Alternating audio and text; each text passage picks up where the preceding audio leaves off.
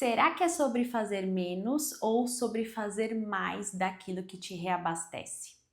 Eu sou a Raíssa Fernandes, mentora de desenvolvimento pessoal e especialista em neurociência e psicologia aplicada. E hoje estou aqui para falar sobre um tema que a gente precisa muito começar a levar mais a sério, que é a forma com que a gente utiliza o nosso tempo, sendo estratégicas, pensando também muito sobre o nosso nível de energia. Mas antes de entrar de fato no assunto de hoje, eu queria aproveitar e agradecer muitos feedbacks que eu tenho recebido aqui no canal. Os comentários de vocês me abastecem para continuar produzindo conteúdo. E sim, os conteúdos eles serão profundos, porque é assim que eu acredito que a gente pode de fato começar a refletir e realizar mudanças práticas nas nossas vidas. Então eu fico muito feliz por saber que vocês estão gostando. Eu quis muito trazer o tema de hoje aqui para o YouTube para a gente conseguir conversar com um pouco mais de aprofundamento sobre algo que é extremamente importante no nosso dia a dia a cada vez mais. A forma com que a gente usa o nosso tempo, que é de longe o nosso recurso mais escasso e por isso mais valioso. Eu abri uma caixinha de perguntas no meu Instagram ontem perguntando para vocês qual que era a noção de sucesso que vocês tinham para a vida de vocês. Qual que era a definição de sucesso? E aí eu fiquei muito surpresa porque a grande maioria das respostas que eu recebi tinha a ver com ter tempo. Ter tempo para fazer o que eu quero, ter mais tempo para ficar com a minha família, ser dona do meu tempo. Então, estava tudo muito relacionado a essa questão do tempo. E isso me chamou muito a atenção, porque de fato, a gente nunca foi tão bombardeadas de informações e de regras o tempo inteiro. A gente nunca quis ser tão produtiva e a gente nunca se sentiu tão culpada por não estar no momento presente. Ao mesmo tempo, quando a gente tenta estar no momento presente, a gente está sempre pensando nas outras tarefas que estamos deixando de lado, por estarmos focados ali no que a gente está fazendo naquele momento. E aí vira um ciclo, né? Porque a gente não se permite descansar, porque quando a gente descansa, a gente está sempre se sentindo culpado e pensando na lista de tarefas enormes que a gente poderia estar fazendo naquele tempo. Mas também quando a gente está trabalhando, quando a gente está produzindo, a gente não consegue focar 100% no que a gente está fazendo. As tarefas então demoram muito mais tempo do que precisariam demorar para serem concluídas, porque a gente está sempre imersa em muitas distrações, e aí vira um ciclo sem fim. Então, sim, vai ser necessário priorizar. A gente nunca vai conseguir fazer tudo aquilo que há para fazer na vida. A gente nunca vai conseguir fazer todos os cursos que a gente salvou para fazer, assistir todos os filmes, todas as séries, ler todos os livros que a gente quer ler. A gente vai precisar fazer escolhas na vida. E isso é muito complexo para o nosso cérebro, porque o nosso cérebro ele não gosta da sensação de estar perdendo alguma coisa. Até quando a gente fala dos nossos hábitos, que era o foco principal que eu queria dar nessa conversa de hoje, é muito mais difícil a gente se adaptar numa nova rotina quando o discurso que a gente conta para o nosso cérebro é um discurso de agora você não vai mais fazer tal coisa. Agora você não vai mais mexer no celular por tanto tempo. Agora você não vai mais assistir série antes de dormir. O nosso cérebro não gosta de lidar muito bem com essas coisas, porque qualquer coisa que demande parar de fazer algo e criar um novo hábito em cima daquilo também é um gasto de energia que a gente não gosta de ter. Então, o nosso cérebro ele gosta de automatizar coisas, repetir padrões, fazer rotulações para não precisar ficar o tempo inteiro gastando energia para tomar novas decisões e para de fato pensar, raciocinar. E aí a gente entra num ponto que eu considero totalmente essencial quando a gente fala na nossa gestão do tempo. A gente fica ali gastando todo o nosso tempo, toda a nossa energia para preencher a agenda de coisas que sejam úteis, que sejam produtivas, para a gente se sentir melhor por estar de fato fazendo alguma coisa pelos nossos objetivos. Mas o que a gente não para muito para perceber é que isso nem sempre significa produtividade. E encher a agenda não necessariamente também significa que você está tendo progresso naquilo que você de fato quer fazer. Então, será que não faz muito mais sentido, pegando todo esse raciocínio que a gente fez até agora, a gente contar para o nosso cérebro uma outra história?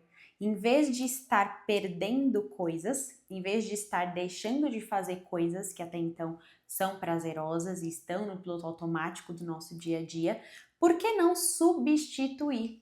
Então, em vez de contar para o nosso cérebro, por exemplo, a história de que ele vai perder horas do dia para ficar no celular, né, o que a gente não vai mais assistir série antes de dormir, o que a gente pode fazer é começar a adicionar outras coisas alternativas no lugar.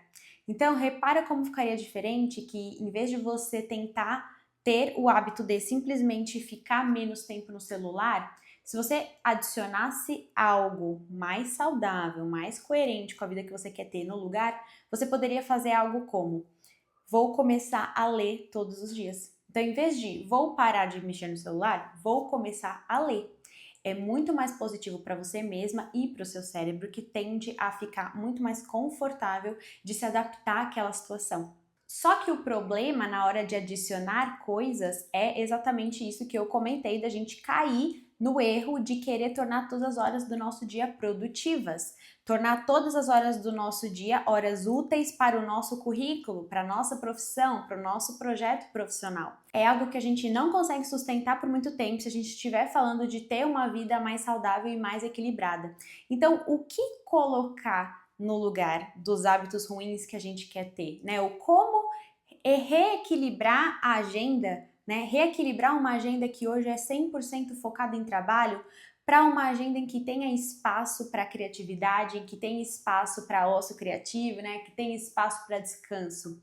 A gente está falando aqui dos hobbies. Trabalhos criativos, trabalhos manuais, atividades físicas diferentes, leitura, o que quer que seja que você consiga enxergar e fazer apenas pelo prazer de fazer. Apenas porque aquilo te faz sentir bem. Apenas porque aquilo te abastece em algum nível. Então, os nossos hobbies são aquelas coisas que não necessariamente vão virar uma profissão, e é melhor até que nem virem muitas vezes, mas é aquele espaço na nossa rotina que não precisa ser pesado, em que não existe cobrança por performance, em que não existe ficar preocupada em como você vai ser naquele dia, se você vai ser melhor no outro dia, porque você está simplesmente fazendo aquilo pelo prazer de fazer. Algo que te envolve tanto que você não vê o tempo passar, e é algo que te nutre de verdade, nutre a sua alma, nutre a sua mente, o seu coração, e não só é algo que faça você se preocupar sem fim com a sua carreira. Então, nem tudo que a gente faz precisa ser para o nosso currículo, e nem deve ser assim. É muito saudável que a gente honre e que a gente nutra outras áreas das nossas vidas. E muitas vezes na vida adulta, a primeira área que a gente negligencia é a área dos hobbies, é a área do lazer, é a área da diversão, que é tão importante para regular o nosso bem-estar, a nossa saúde mental, para reduzir o estresse do nosso dia a dia, para reduzir a ansiedade. E é claro que isso vai gerar efeitos positivos em todas as áreas da vida também, mas a gente não faz pensando nisso. Isso é só mais um efeito colateral positivo de termos hobbies. A gente faz literalmente para continuar brincando mesmo na fase adulta. Eu sei que eu fui falando um monte de coisas aqui, mas elas são correlacionadas e agora você vai entender aonde eu quero chegar. Quando você estiver olhando para a sua agenda e você tiver aquela agenda do Google com todos os blocos de tempo preenchendo a agenda, né, em que não tiver espaço direito para nenhum imprevisto, para nada que você queira estudar, para nenhuma diversão, para nenhuma ligação para alguém que você ama no dia a dia para conversar, para nenhum tipo de autocuidado, repense. Mas em vez de simplesmente tirar coisas e perceber que o seu cérebro vai ter muita resistência para fazer isso, ou que você vai até tentar tirar alguma coisa produtiva e vai colocar um hábito negativo no lugar, como ficar mais tempo na rede social, porque muitas vezes a gente acha que é assim que a gente descansa, né, ficando mais tempo nas telas, invista em hobbies, invista em se conhecer. Se matricule em aulas experimentais para ver que tipo de atividade pode se tornar um hobby para você, porque esse tipo de coisa te reabastece. Ele enche de volta o seu potinho de energia, a energia que você vai perdendo ao longo do dia para dar conta de todas as tarefas que você já dá conta diariamente. Ter projetos paralelos que não sejam para a sua carreira é muito saudável. ter metas que não sejam só metas focadas na sua performance na academia ou no seu desempenho para o trabalho é extremamente positivo. É assim que a gente vai dando mais cor para a nossa vida. É assim que a gente vai enriquecendo a nossa vida e trabalhando em nós mesmos, em todos os níveis. Então a sua carreira, ela não é tudo na sua vida. Ela é extremamente importante sim, porque é nela que você passa a maior parte do seu tempo, é nela que você pensa praticamente o dia todo, mas justamente até para você ter mais energia para lidar com os desafios do seu trabalho, da sua carreira, é extremamente importante que você se imagine como o nível de bateria do seu celular e cuide da sua energia. Para terminar esse vídeo aqui, eu queria também reforçar muito a questão de você olhar para o seu nível de energia de uma forma estratégica. O que eu tenho visto muito acontecer com as minhas mentoradas, alunas, com as minhas seguidoras, com as minhas amigas? A gente está tão acostumadas a sermos expostas a muito conhecimento, a muita informação, que isso começa a nos paralisar.